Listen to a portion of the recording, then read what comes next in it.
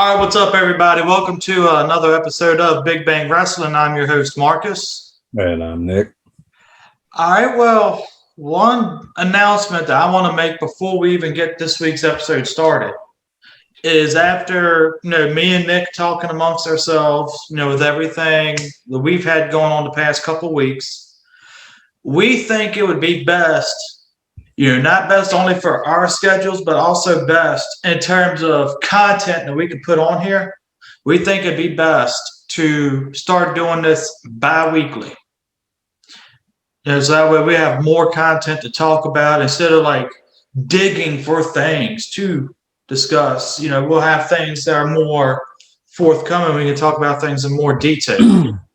I was just want to say, it'll make everything, instead of just going through this person won this match, this person, you know what I'm saying, instead of just going down the list because maybe something didn't happen that week, this will give us more time to actually get together, good content, good things to actually talk about. So, yeah, because, like me and you both said when we started this, we don't need to be another recap show.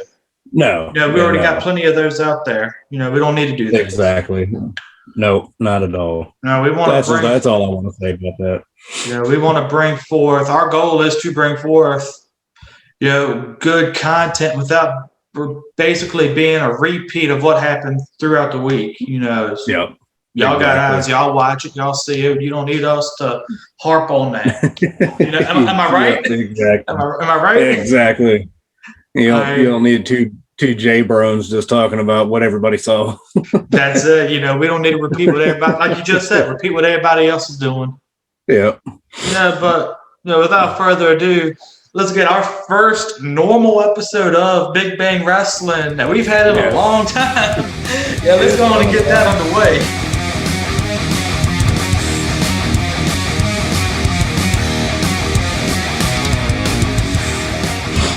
Yeah, it's been a lot of interviews lately. God, and I want to talk about some of these interviews, that we've had lately. We've had guys from Just Incredible. We've had C.W. Anderson. We had Bruiser Graham.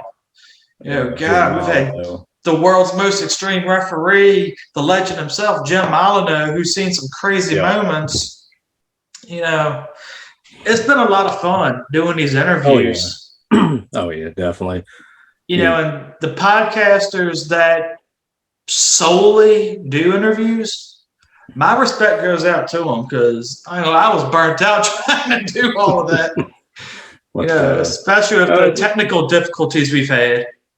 And it's a lot of work when you're trying to get somebody else, different states, different parts of the country, and honestly, though, everybody we talked to was great. Didn't have any trouble. Easy to work with. Told a lot of great stories. Was some fun times. So, I think honestly, probably Jim Molyneux for great to work with. Trying to schedule the interview. Trying to schedule that interview. There was a lot of issues trying to schedule that. Yeah, it wasn't on his end. That was on our end. Yeah, he's super nice guy though. Really was. C.W. Anderson, great guy to talk to. He had a lot of good information to share, and I was looking up the AMW that he wrestles for in North Carolina. Yeah, and I believe he's actually their champion. If I remember, I think so. Right. From what I saw, I think he is their champion. That AML wrestling. AML, yeah. I'm sorry, AML. Yeah. But so and I think they got a show coming up soon this month too. So again, if y'all are in these areas, North Carolina, you got AML, C.W. Anderson wrestles for them. Go check them out. Yeah, you got him, and you got Jim Molyneux. South. I'm sorry, Jim Molyneux. You know, he does things for several different promotions in the New Jersey area. You know, the main one I see him really, working with is Dog Wrestling, DAWG. You know, he does a lot of work with them, and he's part of their like matchmaking committee and whatnot. You know, so support those guys. And he I'm sorry, I just wanted to add Oh yeah, go ahead. from Jim Molyneux that he also does a lot of work with ECWA. Mm-hmm. He does a lot of work with them too. So yeah, he refs a lot of matches for them from what I've seen and from what he was telling us. So that's the two people he does a lot of work with. But he's really involved with dogs. So Yeah, and then just incredible. That was probably one of my favorite interviews. Because he was so easy going to work with. mm-hmm. He was Yeah, extremely chill. So I couldn't have asked for a better person to do interviews with. I'd say he was probably my favorite. Oh yeah, he's just such a cool guy. Yeah, didn't care what was going on. He just wanted to talk. So then Bruiser Graham, I want to hit on him because that's more of a hometown guy. Yeah, he's been training me and some of my buddies, and training for the pro wrestling. mm-hmm. And I just shared that little documentary. It was like a 10-minute documentary that one of the students at Longwood University did on him, and that was a tremendous job on that student and everybody that participated in that. And also, I do want to say, really surprising to see a local college do that. It was very nice to see. But one thing I do want to hit on with Bruiser Graham is on Saturday, May 15th, if anybody happens to be in the Appomattox, Lynchburg, Virginia area, they are doing a meet and greet in Appomattox. Mm-hmm. Again, on Saturday, May 15th. You're going to have Bruiser Graham there. The Boogie Woogie Man, Jimmy Valiant, he's going to be there. You'll have two new upstarts for their company, Taryn and Emmerich Gaunt, better known as the Guard. They're going to be there. Go see these guys, support these local independent guys. Because that's where your next stars of tomorrow is going to come from. Oh yeah, definitely. But I'm just going to say I'm happy to get back to a regular episode again, And we'll have more interviews coming y'all's way. One thing I do want to address, though, in all seriousness, the elephant in the room, to me anyways, we advertised an episode with Chaz Warrington, though, better known as Mosh from the Headbangers in WWE. We had an interview scheduled. We had some scheduling issues. We had to reschedule because of things going on in our personal lives. Yeah. But when you pay somebody to do something, you need to do it. You need to live up to that obligation. He decided to no-show and never heard anything back from him. I mean, it is what it is. It's all fine and good. You're going to run into that. I'm not sweating it. No. There's a lot of things I could say to that, but I'm just going to be quiet and keep going. Respect to the man for what he did, as far as the business. But, you also got to keep that image. Yeah, but you could at least be big enough to just say, hey, you know what? I don't think I want to do this now. Yeah, I mean, ain't no harm, no foul in that. But you can at least say instead of agreeing to rescheduling, you can just say, you know what, I don't want to reschedule. If we can't do it now, then we're not going to do it, and that's fine. I can handle that because you're being straight up. But it is what it is, But anyways, let's talk about some things that are more important than us, So some things that's been going on in the wrestling world lately, Speaking of new interviews and everything, season 3, I believe. Yep, season 3 of Dark Side of the Ring just debuted, and their first episode was about Brian Pillman. Yep, it was a 2-hour premiere about Brian. And how was that? I didn't get to watch it yet. It was really good. There's actually a lot of stuff in there that I did not know, and that you probably wouldn't know unless you knew the guy personally or knew the people involved with him. There's a lot of deep dive stuff in there.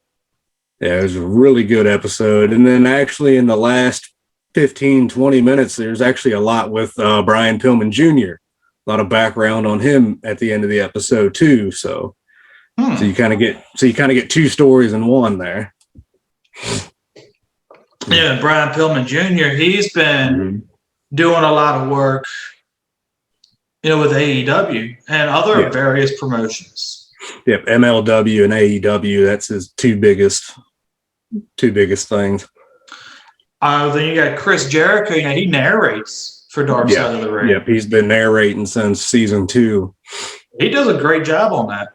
He does. You know, as a narrator, he is really good, and he adds a lot to that. You know, as the narrator, and they actually got a lot of big episodes. You know, this season, and actually one of the episodes is about something that just come up too. We'll get to that, but you know, they're gonna have one about, you know, Nick Gage. That's next week. He's a deathmatch wrestler. You know, they've got one about this insane show that happened in North Korea in the mid-90s with WCW. What was it called? That's Collision in Korea. Yeah. It's Collision in Korea. It was Antonio Inoki against Ric Flair. Yep, I remember hearing about that. You know, and then they got stuff about Dynamite Kid and a lot of other stuff that probably a lot of current fans may not know about. So it'll be, you know, really Plane good Ride from Hell. Yep, that's gonna be in there too. Yep. And I saw a Facebook post about that lately, and I shared it on the page. Mm-hmm. I didn't know if you had seen it or not. Not the plane ride one, no. You go ahead and look at that one. It's talk about I can't remember who did it, but somebody cut Michael Hayes' ponytail off. Oh yeah, that was who was that? I think it was X-Pac. I think it was X-Pac actually that did that. I think it was. But well, I did hear the producers of the show give an interview about some of the upcoming episodes, and actually that was one of the ones they talked about. And he said that editing that episode actually bothered him quite a bit because of some of the stories that people have not heard about. So he said that one legitimately kind of disturbed him. So that should be interesting to see. Right. You know, one thing I do want to say, you know, Dark Side of the Ring actually came up in discussion with multiple wrestlers who were involved in some of those incidents. Yeah, Dustin Rhodes, he commented on it. Yeah.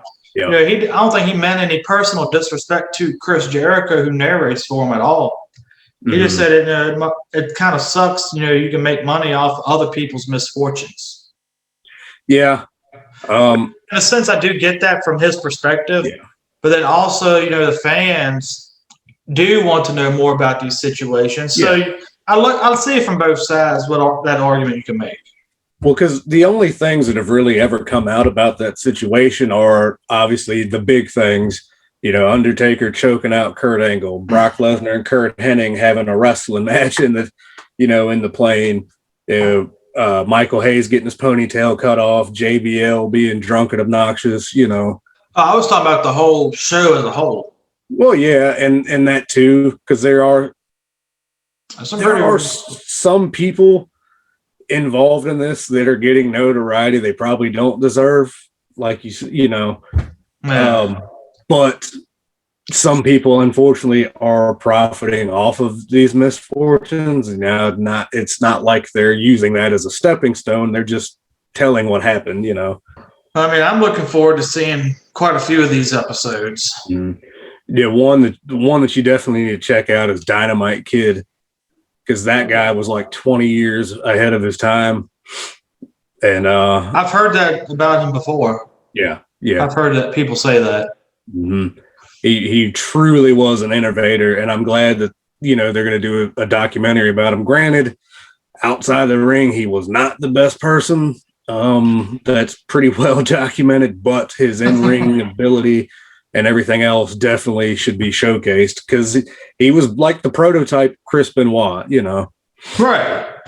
You know, something else I want to talk about too is, you know, one former Japanese promotion. Mm-hmm. You know, they're starting to reboot, and they're attempting to make a comeback. You know who's that? Atsushi Onita. Yeah, Atsushi Onita, and there actually is going to be a Dark Side episode about this promotion too. Oh, really? Yeah. Okay. Yeah. Okay. Yep, that's this season. So it's actually kind of interesting that he's just now deciding to bring this back just as this is coming up too. I know that is weird timing. According to him, he's wanting to bring this back because of what happened with the barbed wire match with AEW. Yeah, and he kind of gave them his blessing to do it. Yeah. Like I'm actually looking at the post now, where he doesn't outright say that's what it is, but that's kind of what it looks like.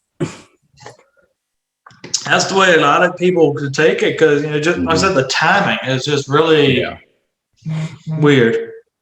And that's Frontier Martial Arts Wrestling. That was the original company. And now he's bringing it back as FMW Explosion, and from what he's saying, it's going to be nothing but exploding matches. Good luck trying to get that to work. Yeah, holy shit! Like the original FMW, like it would be like a main event. Everything else would be they actually did do regular wrestling matches in between all that other stuff. And it's going to be interesting to see how they try to do that because I don't see how every match is going to be an exploding match. I don't see it. Have you ever seen some of the old clips of the original FMW?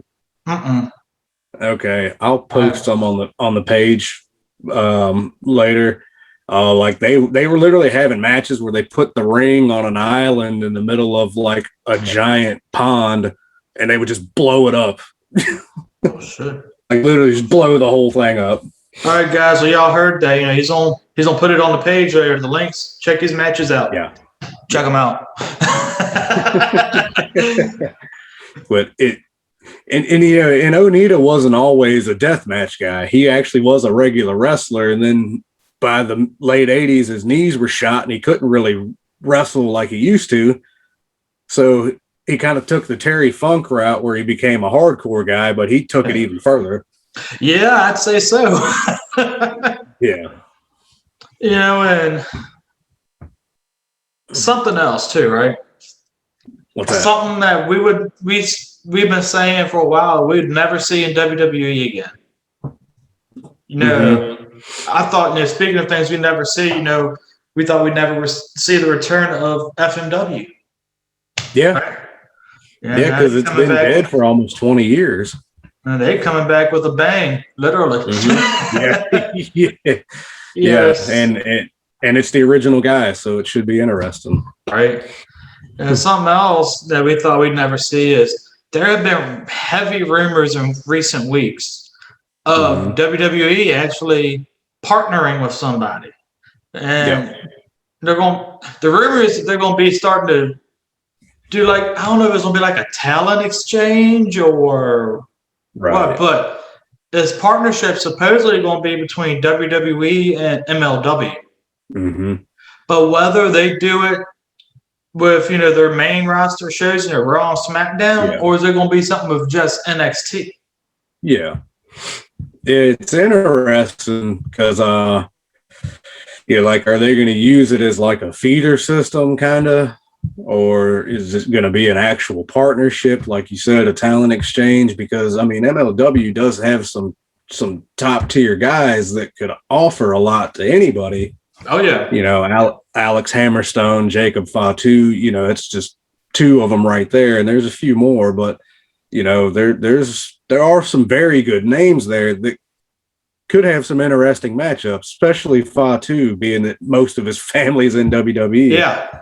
And out of this whole situation with this partnership, Fatu, he is the biggest name I'm hearing out of this. Everybody is saying they want to see him versus Roman Reigns. Oh yeah, and the dude's a beast. The guy's just his athletic ability for his size and the things he can do for a man his size is just insane.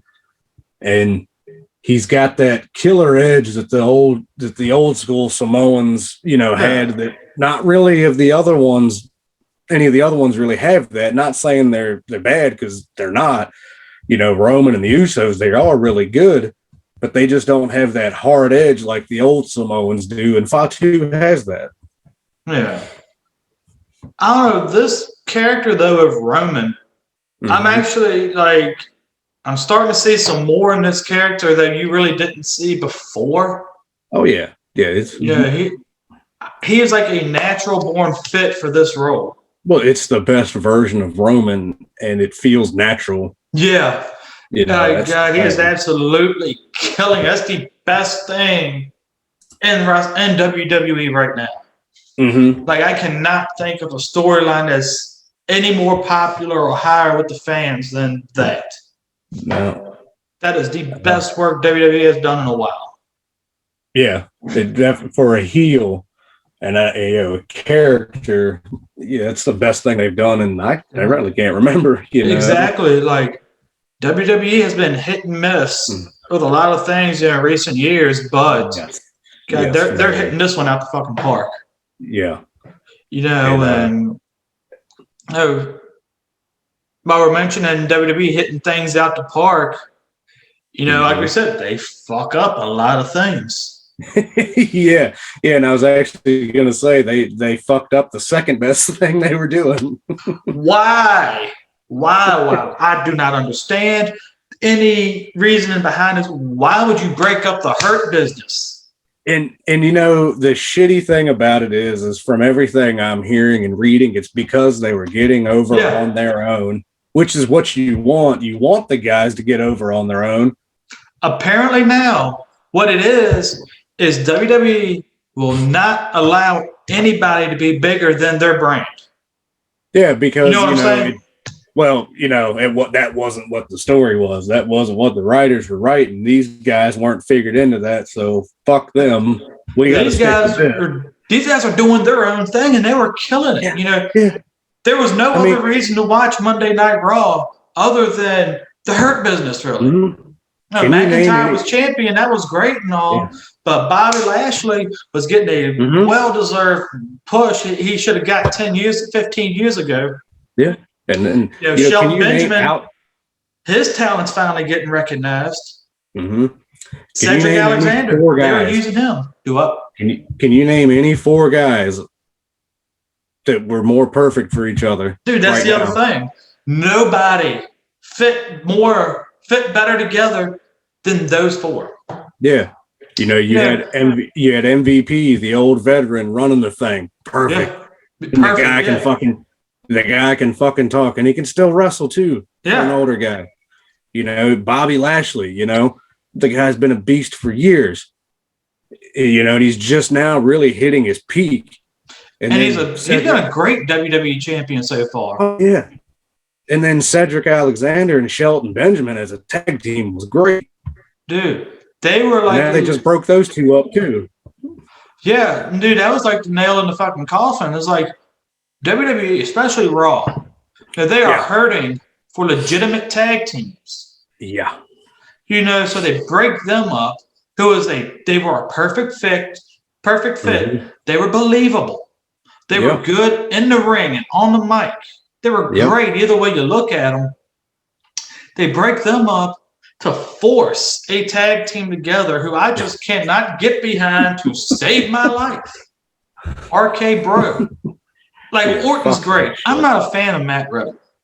He's good. He's decent. I'm just not a fan of him. I'm not a fan of Matt Riddle personally. It's like his personality. He's a fucking airhead, but the guy can wrestle. He knows what to do in the ring. Yeah. But putting him with a guy like Orton, it just doesn't work. I don't understand it. But apparently, there's long-term plans for them. And I'm not arguing putting Randy Orton in a team with a younger talent. No, but I just don't think Matt Riddle is that guy. Mm-mm. Again, he's good in the ring. He's not bad on the mic, but I'm just not a fan of him. But Alexander and Benjamin were a great tag team. Why would you break them up? Because damn well they ain't going to do nothing with them. Yeah. Dude, nothing's going to happen. Nah, we're going to see them feud for a little bit. Kind of like, God, so many tag teams did this. Hawkins and Ryder. Not Hawkins and Ryder. Ryder and Mojo Rawley, they feuded for a little bit. About the only good thing you can say about the breakup is at least Cedric and Shelton can have a good match against each other. But that's, but we've seen that storyline too, where tag team partners would have a one-on-one match against each other to work out some type of disagreement. Well, yeah, that always happens, but I'm saying at least we know we'll get a decent match out of it. That's about the only thing good that'll come out of it. And then they'll be fading into obscurity on main event like Jeff Hardy, Mm-hmm. who just recently Yeah. lost to a returning Jinder Mahal. Yeah, and Cedric will probably end up on 205 Live or some goofy shit.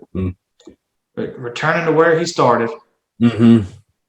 And then Shelton will be relegated to main event, like you said. And next thing you know, he'll be where he gone, was for a while. He was stuck on main event for a while.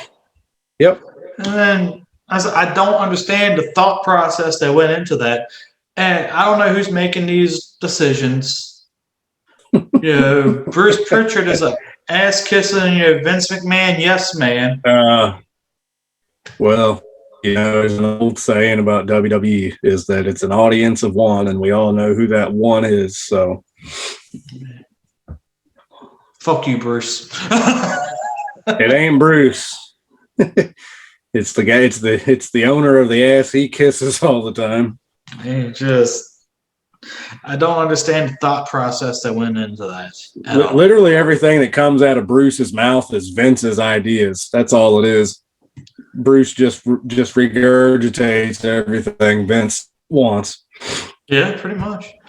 But yeah, I don't see where WWE breaking up the Hurt business, to the lengths that they did, will benefit anybody in this situation. Oh. But yeah, anyways, let's try to look to some more positive things. Yeah. And there was some good matches on this week.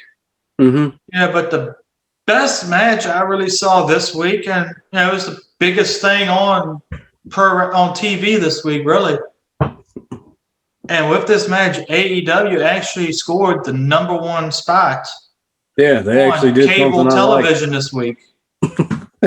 So they're breaking milestones already. Yeah, well, they actually did something I liked. So this War Games, or now as AEW calls it, Blood and Guts, was a great match. Like the pace was good, the in-ring skill was good. You could see where they were working though, probably a little too much. They were getting a little crazy, not necessarily with spots, but there was a lot of potatoes being thrown. Yeah, stuff like that. I will say one of those bumps that I really liked was when Cash got Ortiz and flung him into the cage, and then Ortiz just fell like a sack of shit between the cage and the ring. Dude, that was good. There was things in this match like I haven't seen in forever. And the ring the mentality that these guys had during this match, they were doing things you haven't seen in a while. Well, and the one thing is they started it right. They started with Dax, who was in the Arn Anderson spot, because in the old War Games matches, Arn Anderson always started because he was the best worker. Yeah. He always started. And having Dax and Sammy start, I thought that was a good idea. Oh, dude, it was great. And if you really watched it, in that first 5 minutes, they were doing more wrestling than you'd seen on the show in forever. Dude, like the guys they picked, I'm glad they kind of held this match off. Because, originally it was meant for them to circle in the Elite. Yeah, which would have been a fucking spot fest, and I would have shit all over it. So, but them holding off on that and having these guys, I think benefited them. Like you said, they hot-shotted it though. Yeah, because this was the start of the feud. This was the first match. I think these guys, I think AEW could have put this match on and led up to it, but regardless, the match, there wasn't many crazy spots. It was more wrestling. And everything they did made sense. Well, and it was closer to the idea of what Dusty had for the War Games anyway. The NXT ones are just crazy car crash spot fest, and that's not what the match was designed to be. Mm-hmm. It was designed to be a fight between two teams, and this was closer to that. Especially once all 10 members entered the ring, and in one ring you had the Pinnacle, the other ring you had the Inner Circle, and it was like a face-off. That was like the moment. I was like, all right, they're about to go to fucking war now. But one glaring thing here, if we want to get into this now, did you just notice how like the entire pace of the match changed when Jericho got in there? And it did, because Jericho really slowed down when he got in. It did, and the reason I think that is because at the beginning you had all these young guys. They're wrestling, they're doing their thing, they're putting on a show, they're doing the storytelling. Jericho comes in, the attention's going to shift towards him because, you say what you will, but this is the fact. Jericho is the veteran in the ring.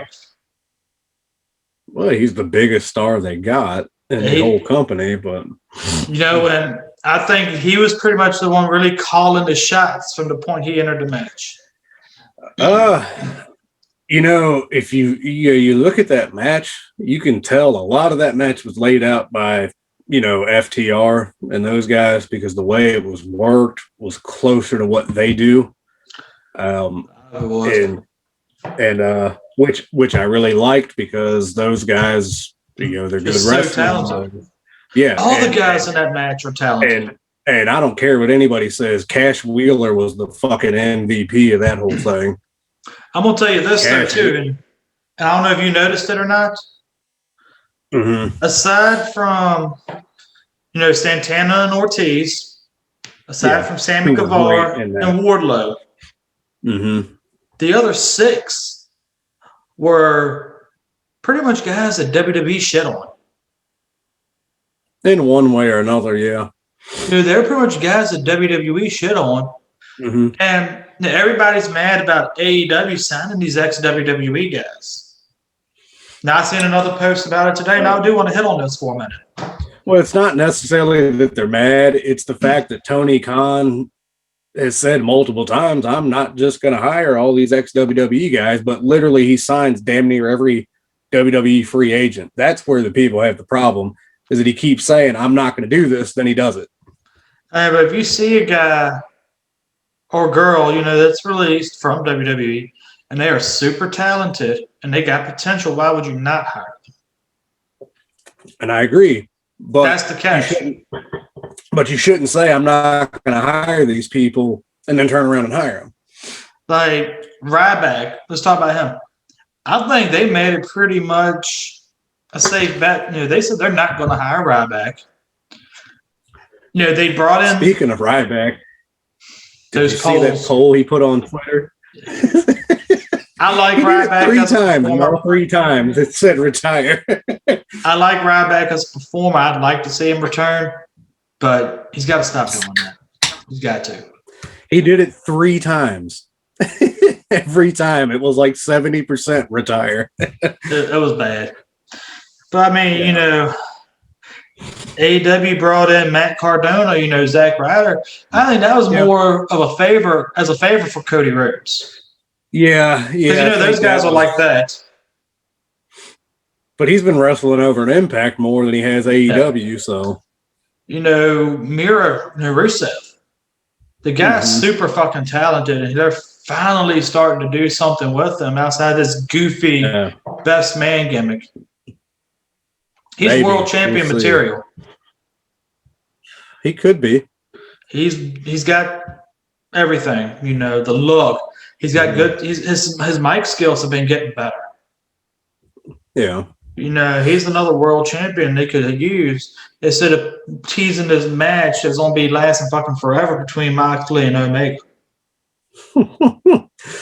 Yeah. Well, anybody's better than Twinkle Toes as champion. So honestly, like when he first won the belt, when Omega first won the belt, it was different. It was all right. I was thinking they might do something different, but I haven't really seen, or I haven't really felt anything really stand out from his time as champion. Best thing about him has been Don Callis. I I'm not a big fan of Don Callis either. The best thing about him has been Don Callis. Don Callis is a shithead, and it's perfect. But As the moment somebody takes the belt off of Omega, it's going to be a big moment.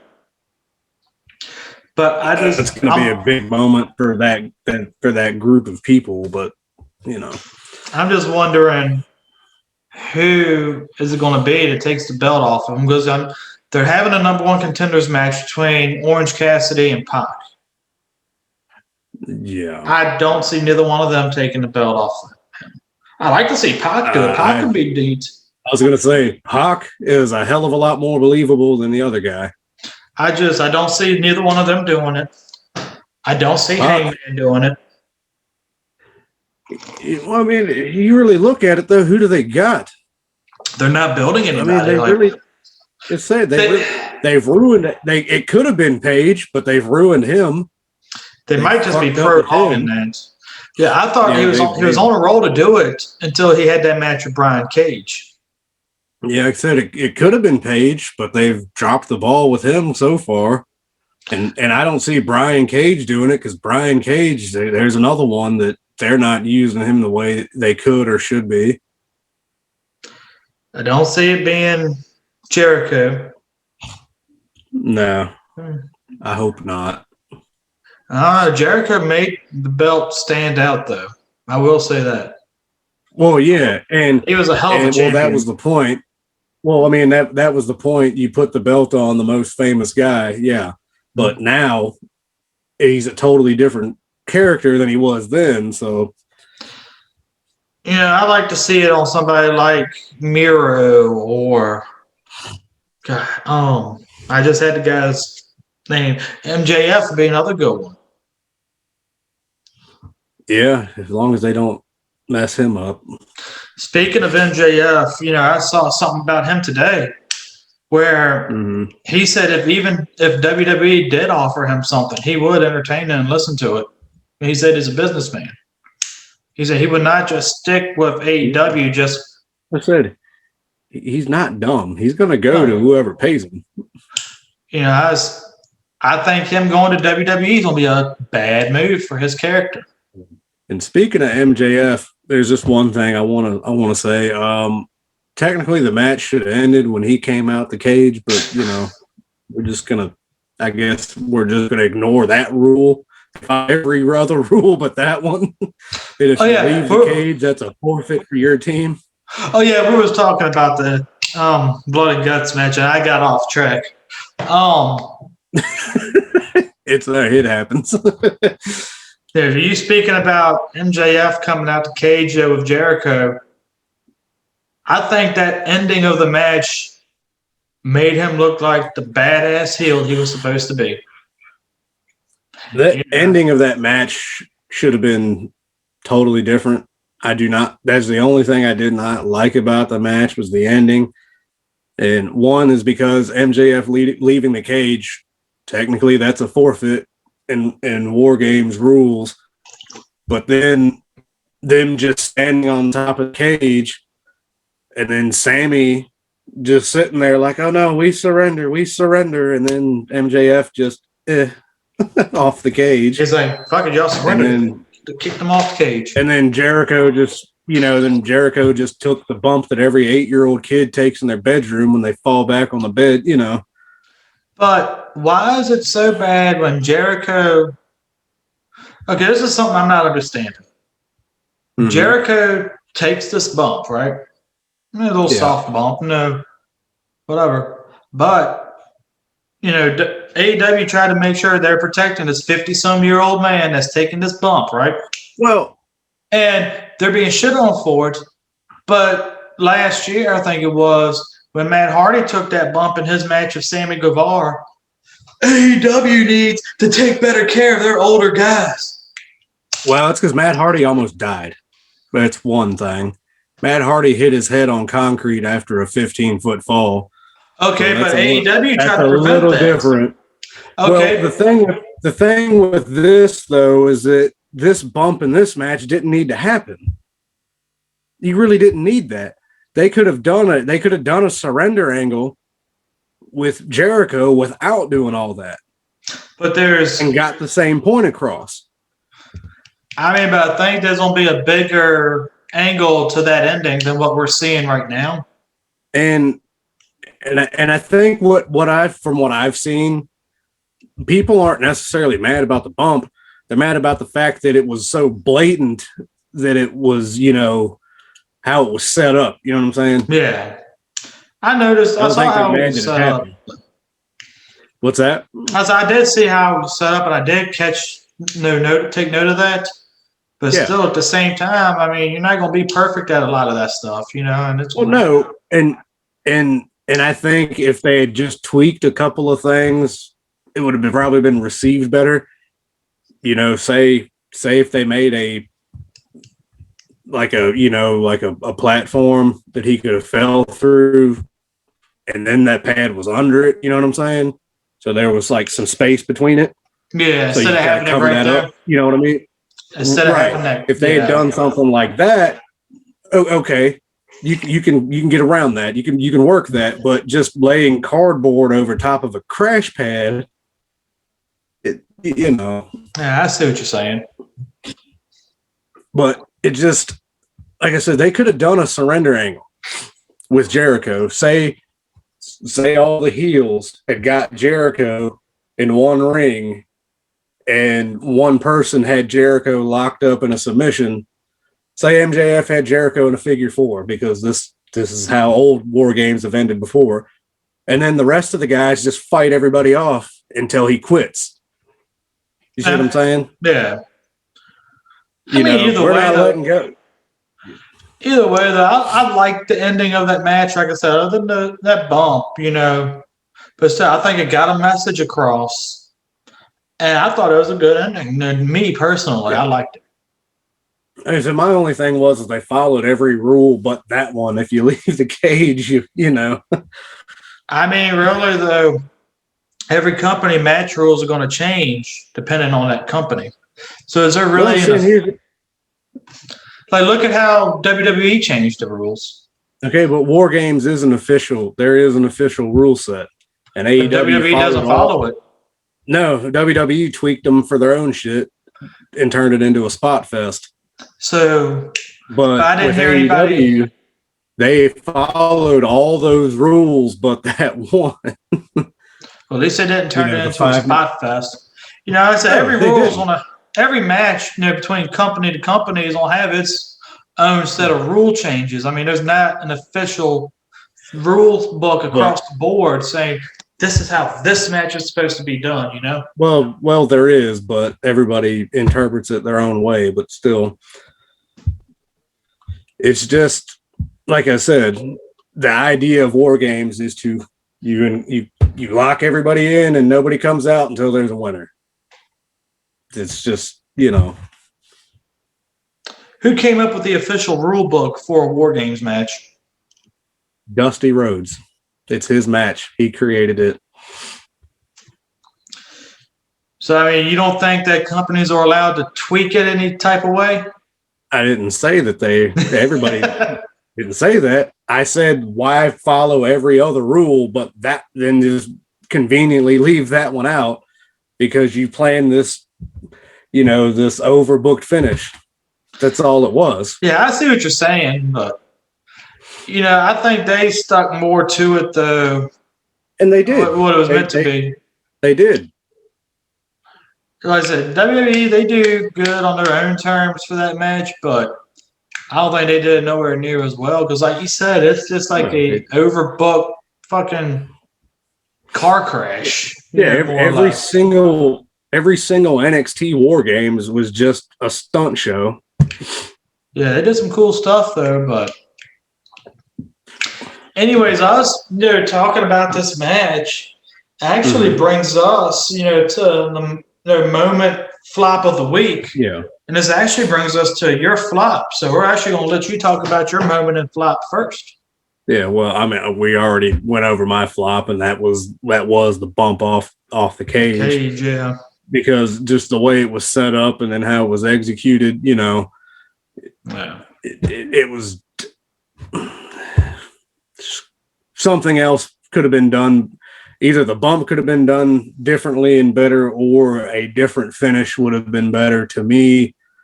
But like I said, outside of all of that, I liked what they did leading up to that. Yeah. I liked everything that happened, from the start till then. Yeah. But for my moment of the week, and I don't think you watched this, was the New Japan Strong, the special tag match they had Friday. Kind of setting up the IWGP United States title match, which is going to happen on AEW this Wednesday. Yep. Yeah. And it was Yuji Nagata and Ren Narita, who's a young lion in Japan, against Chris Dickinson and John Moxley. And Moxley hit the DDT on Narita to get the win, for his team. And but after that, Nagata took down Moxley and got him in the Nagata lock, which is was basically like a crossface, like a crippler crossface. Right. And he got him in that, and it took like 6 people to pull him off, Yeah, he wouldn't let go. As soon as the match ended, he just took him down and locked it in and just held it until they ripped him off. So I thought that was a nice little setup, and I add some heat to the match coming up, because there really hasn't been a build up to it. Who do you see walking out of AEW Wednesday with the IWGP US title? Nagata will probably put Moxley over, just because Nagata's, he's older now. Yeah. He doesn't really need the title win. Yeah. But I can see New Japan making, or setting it up for him to win, simply because in Japan, it's kind of a thing they've done for a long time, where old guys winning titles, Yeah. Do you think that that's a title they need to bring back to New Japan, or? Because really it's an interesting situation, because when the title's only been around for like 4 years, I think. Really? And it was originally created to go along with their American expansion, which they started around 2017. That's when they really hit it hard. Yeah. And that was the purpose of that belt, because they did a whole tournament for it, and the tournament finals were held in California. They had a big 2-night event, where the last 4 matches of the tournament happened in those events. It was a big thing. Right. It did a lot of good business for it. And it's just a weird situation, because like with all the COVID stuff and everything, I'm just interested to see how they're gonna handle that. So let me ask you a question. Speaking on their American expansion, New Japan Strong is pretty much their American show. Yeah, it's at the LA dojo, and it's in the LA dojo, right? Yeah, that's where they do it. So my thought would be, if they're doing this as a standalone show, I think it'd be best to leave that U.S. title over here in the States, and have that as like the main title for their show. Well, they just introduced their own title for New Japan Strong. Oh, really? That was recent. Yeah, and that was recently won by Tom Lawler a couple weeks ago. It's the New Japan Strong Openweight Championship. And he won the New Japan Cup USA tournament to win that. Right. Okay. So which I originally thought that's what they were doing by having Moxley appear on Strong. Was it okay? Well, this title's going to be here. I guess that's what they were always going to. But then they introduced that other belt, so now I'm not really sure what So let me ask you a question. They're trying to do. Yeah. How many titles does New Japan have? Well, they just got rid of 2 of them. They combined the heavyweight and the Intercontinental title. Yeah. So they have the world title, Then they have the heavyweight tag titles, junior tag titles, the junior championship, the never open weight championship, and then the 6-man championship. So that's 6 belts just in Japan itself. But then you got the US title and now the New Japan Strong title. And technically there is the King of Pro Wrestling title / trophy. So that's what, 9? So let me ask you a question, right? Since there's really no, to me as a casual viewer, right? Mm-hmm. Seeing all these titles and all these guys, there's really no separation between, New Japan and then New Japan Strong. No, until COVID hits. Well, there's a lot of the same guys. Well, no, it's they had some guys that were main roster guys in New Japan Strong at the beginning because that came out during COVID. Mm-hmm. So to keep those guys working, yes, they were all like Guerrillas of Destiny, Jay White. Some of these guys appeared on early episodes of Strong so they could keep working. Right. And, but, the main roster of Strong is, the Young Lions. And then there's a lot of independent guys on there too. And some freelance guys in America, like Chris Dickinson. He actually appears on a couple different shows. Right. And Tom Lawler is technically an MLW guy. But do you think it hurts New Japan though by having so many titles? Well, yes and no, because in Japan the divisions are a little bit more clear. There's a little more separation into who can challenge for what title. Right. Like the never open weight championship. That's like the fighters. That's more like the bad motherfucker title. Okay. A guy like somebody like Kenny Omega or Okada, somebody like that, is not going to be in that division because that's not their style. Right. That's like that's like these MMA style guys are like just the brawlers. That's the belt that they usually compete for. And then, you don't, and in Japan, you don't hardly ever see a junior heavyweight or a cruiserweight challenge for the heavyweight title. You hardly ever see that happen. So they stick more to like the weight divisions and things like that. Right. So I know, like I said, just me as a casual viewer, just hearing you talk about them, about all these different titles, I'm like, what the fuck? How do you keep up with this? That's what I'm asking. Is like for a lot of casual viewers, like me, is a lot of confusion. Right. And like I said, that is one thing that they do that they define those divisions more. They define those divisions more clearly. Right. That's why they have a junior heavyweight championship and junior tag team championships. You see what I'm saying? Yeah, that makes sense. Yeah. So one thing I do want to say about New Japan before I get into my moment flop of the week is who did Will Ospreay just have a match with? Was it Shingo Takagi? Yeah, it was like. And I heard your boy Dave Meltzer gave them like a 6-star rating. Yeah, he gave them a 6-star rating, which I'm not surprised. But outside of Dave Meltzer, they had like a 45-minute match, and it was a good match. I need to check it out because I've been hearing pretty damn good. I've been hearing a lot about it. I need to check it out. So in 2019 was the first time those two faced each other, and that was named the match of the year, the first match they ever had against each other. Yeah, I'm going to check it out. And then they had they had 3 matches with each other, or 2 or 3 matches with each other last year, and I know they faced each other twice this year. Okay. But anyways, I want to talk about my moment, my flop of the week, right?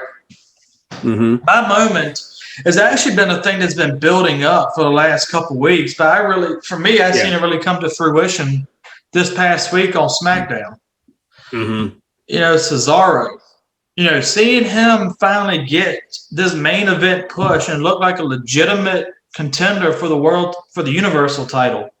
That's a big thing for me because Cesaro is another one of those workhorse guys who puts into work and has a good match. Whenever he steps in the ring. Well, yeah, him and Rollins had a really good match at WrestleMania, and he won. So he's one of those people also that got over on his own accord and organically. WWE shut that down once people started coming out with these signs that said Cesaro section, and that's when WWE shut it down. But he was getting over on his own. And again, we know that WWE doesn't like that. Like we saw with the Hurt Business, but the fact that they're finally giving him this push is something well-deserved on a roster that really needs to take advantage of their weekly talent. They're guys that are there every single week and stop relying on part-timers to put over their guys. Mm-hmm. These are guys that deserve this push. Cesaro, I'd like to see him win the belt. Aleister Black, they're finally doing something with him. But they need to bring him back as a main event guy. Get rid of this stupid storyteller gimmick. Yeah, too bad I spoke too soon about that whole vampire thing, huh? Yeah. I mean, he's another guy that deserves a main event run. Oh, yeah. Personally, to me, they should have put Jinder Mahal on SmackDown and build him up as a world title guy. Mm-hmm. He had the look of a champion. Oh yeah, the dude left and then he came back looking like a freak in a good way. Yeah, but he was one of those guys you looked at and he and was believable as a world champion. Oh yeah, definitely. Kevin Owens, he'd be another good one. Sami Zayn, he could be in that main event. Champion is a different thing, but contending for the title would be something that people would like to see. Baron Corbin, why aren't they using him? He is the guy that deserves a push instead of this goofy shit you have him doing. Yeah. Chad Gable and Otis, they can be a great tag team. There's somebody that you look at, and I'm sorry, Otis, we said this before, a couple of weeks ago talking, on the show. He is somebody that has skill. Okay. But, Otis, he was a collegiate wrestler. So he's got the skill. Chad Gable, they would be a great team to see with the tag titles. Why aren't they doing something better with them instead of making them like a joke? And same thing over on Raw. The bit, I like that they paired Jackson Riker up with Elias. They look like a believable duo. The whole tomato thing just kind of ruined it. They're throwing tomatoes at freaking Randy Orton and New Day, and that's some goofy Vince McMahon, Bruce Pritchard shit. Pretty much. But anyways, seeing Cesaro get this world title match at Backlash officially was my moment of the week. Yeah, my flop. Him and Roman should be good. Oh, dude, it's gonna be great. I think it's gonna be great. But my flop of the week, of course, it's gonna come from Raw. That's where most of the flops are gonna be at. But my flop this week was seeing the return of Eva Marie. I'm gonna be honest, I forgot who she was. So she got booed out of the freaking company because she was such a terrible worker that was getting shoved down. She was getting shoved down everybody's throats. She got booed out of the building. She left. Everybody was happy she left. They got rid of talent. You got rid of Mickie James, who could have been a women's championship competitor. You got rid of several superstars who could have been better utilized, but no, you released them and bring back a jobber. And Eva Marie, why? Why is WWE going to continue to build her up like she's going to be some goddamn talent just to be a fucking jobber to get booed out the building every week? Unless she actually did what she said and put into work and got better in the ring. I don't know. Why the fuck do we have Lily? Oh, God, I couldn't tell you. They should have killed that one off when they split up her and Bray Wyatt. Oh, yeah, well, that's a conversation for another time. Yeah, but I don't see where bringing back Eva Marie for this evolution. I don't see what that's doing for any good for anybody. The evolution. Like I said, I didn't even know. I forgot who she even was. So she's good to look at. That's about it. I don't know about all that, but at least they do wrestling over on SmackDown. I will say that. For the most part, yeah. But again, that's not flop of the week. Just seeing her come back. Hopefully she did some training while she was gone. That's all I'm gonna say about that. maybe she learned a new hold, right? Something, hopefully. For a while, she was training with Brian Kendrick, so we'll see. Well, at least he knows what he's doing, so maybe that helped. Right. But, anyways, our favorite part of the show. God, we haven't done this in so long. I hope I remember how to do this. This is the part of the show. Yeah. Like you said, yeah, it's been a while. But, this is the part of the show, where Nick will pick a match. I'll pick a match that we recommend everybody to look at, that stood out to us as wrestling fans. We'll post the links on our Facebook page for everybody to go see this match. Yeah. And Nick, I'm going to you went first for the moment of the flop. I'm going to go first, damn it. I was say, you go ahead and put yours out here, buddy. Yeah, we're going to do mine first this time, damn it. My match is actually fairly recent. It's like it was in the past 5 years. Yeah. It was SummerSlam 2016. It was this highly advertised match, between Randy Orton and Brock Lesnar that ended in a TKO of all things. That one, the ending I didn't get, the official ruling I didn't get, but the way it ended was good and it was believable. This was the one where Brock Lesnar ground and pounded Orton with the elbows, right? Yeah. Blood covered the ring. Like the ending because he cut him open for real with those elbows. That was and like I said, the way it ended was great. However, ruling it as a TKO, I'm sorry, it's wrestling. It's not fucking boxing. It's not MMA. Well, back in the day, like this is going way, way back, matches did used to end that way. Technically, that'd be a referee stoppage. Yeah. That's going. I mean, that's going way back though, when it was still like catch wrestling and shit like that. Yeah. But they haven't done that in so long. That's something that I honestly didn't know about. Like I said, they scarcely bring those rulings back and don't offer any explanation. Like that used to be a ruling back in the day. But right, and unless you knew about old school wrestling, you wouldn't have known that matches used to end, with referee stoppages. I mean, the match itself really wasn't that bad. Well, did you know that after that match that Chris Jericho almost got in a fight with Brock Lesnar? Yeah, because he thought it was real, and they're like, no, that was predetermined. Well, he thought that Lesnar went into business for himself and did it on his own just because he could do it. He didn't know that Orton told him, "Hey, go ahead, let's do it." Yeah, I remember reading about that, and dude, I was like, Lesnar's gonna fuck him up if it happens. Well, Chris Jericho, he can fight though, from what I understood. He beat the shit out of Goldberg.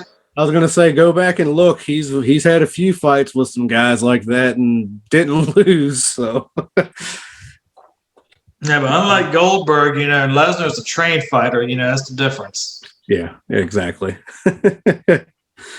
But anyways, Randy Orton, Brock Lesnar, SummerSlam 2016, and probably one of the more controversial finishes, for backstage reasons. Than we've seen in a while. Yeah, Nick, well, and for the current climate and the current era, you don't see stuff like that either. So it was it was shocking in that way to see a match end with somebody legitimately getting beat up. And I want to say something about that too, real quick. I'm glad you mentioned it. With going back to the blood and guts match, this will probably sound kind of dumb, but I think it was actually pretty surprising we saw that much blood. And on regular TV. Yeah, you don't see that at all anymore. You don't see that. So seeing that, I'm like, shit, they're really. going back to wrestling in 2001 here. You know? Yeah. I thought it was a refreshing moment for especially like your old school traditional wrestling fans, because that's what they want to see. Yeah. But Nick, you picked a very good match this week too. Yeah. So what I picked is this is and I didn't pick this just to say, oh, we'll watch this instead of the AEW one, because I did enjoy the AEW one. Yeah, you did. I just picked this War Games match from Wrestle War 91 is because this match is legitimately considered one of the best War Games matches ever. And some people consider it the best one they've ever done.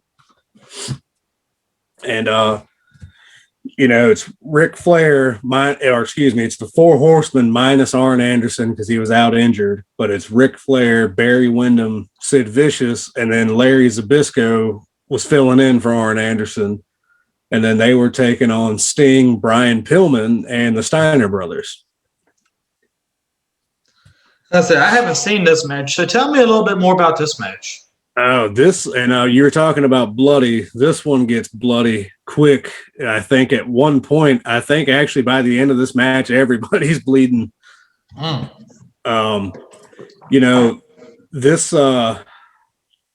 the one of the things that really stands out for this match though is Brian Pillman.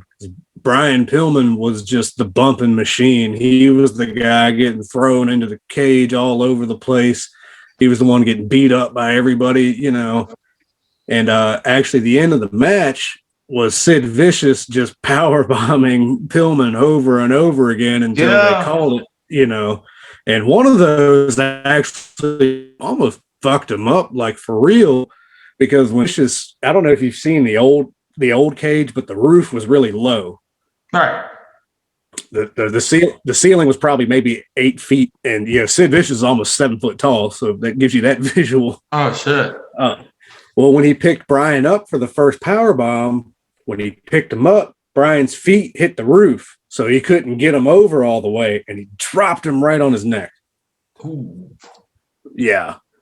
Luckily, no major injuries came out of that, but damn. But this was, this was highly regarded by everybody as one of the best War Games matches, and it's just because everybody did their part, perfectly. The baby faces, the heels, the heels are doing everything, they could, to try to make them surrender. The baby faces were trying to fight back, I don't know if you've ever seen the Steiner brothers, but back in the day, those guys were animals. And to see them get beat up and try to fight back was something you didn't really see a lot. I've seen a few clips of them. Yeah, they were animals back then. And Brian Pillman though, he was the one that really sold the match though. He was the one that really sold the brutality. He's the one that got the sympathy for everybody. And then of course, Sting was the big baby face, Yeah. So, and it's a rare time in that era where the heels actually won. Really? Yeah, the heels actually won that match because, like I said, Sid Vicious kept power bombing Pillman over and over again until they're like, "Oh, all right, we're gonna stop this. Somebody dies." Yeah. Damn. But it's definitely one to check out. And like I said, I didn't pick it trying to say, oh, you should watch this instead. I think you should watch the AEW one and this one. Because this one, if you watch this one and then watch the AEW one, you'll really see, okay, this is why they did this. This is why they did that, Okay. It's one of those things. You'll kind of understand it better, I'll have to check that out then. Well, Mhm. all right, everybody. There you have it. Our classic matches of the week. First time we did it in a while. I picked Randy. I picked Randy Orton versus Brock Lesnar, SummerSlam 2016. Nick, he went with the War Games match from Wrestle War 1991 that featured the Four Horsemen. But at that time it was Ric Flair, Barry Windham, Sid Vicious, and Larry Zbyszko, who filled in for Arn Anderson due to injury, versus Sting, Brian Pillman, and the Steiner brothers, Rick and Scott Steiner. Yep. Both great matches in their own right. And like I said, I'm sure this War Games match was good, and I need to go check it out myself. Yeah. But again, just a reminder. We will be going from this point on. We will be doing bi-weekly episodes instead of every week. Yep. So our next episode will be in 2 weeks, and we will continue to have great content coming. As far as interviews and topics and things like that, and other people joining the show. That's still something we want to do too. But anyways, we've been trying to work on a couple of things, doing some other shows with some other people and, go on their show, have them on our show. Definitely. We're trying to get some good stuff together for everybody. So kind of like a real talent exchange. But all right, everybody, that's gonna wrap up this week's episode. I want to take a moment and thank everybody for the support thus far that we've been getting, that y'all been giving us. And I want to thank everybody who contributed to the show in some way, shape, or form. I appreciate it. Thank y'all. Yeah, we've really actually here in the last couple of months, we've actually really grown quite a bit. So we've really jumped up here in the last month and a half, 2 months. And, so I just want to thank everybody for that. It's been awesome. Yeah. And like you said, everybody that's done shows with us, helped us out, told us things we can, do differently, do better, so we really appreciate all that. Definitely. But, that's going to wrap up this week's episode. Thank y'all for tuning in. We'll see y'all in 2 weeks. Again, for those of us who just started watching us, I'm Marcus. And I'm Nick. And we are out, guys. See y'all in 2 weeks.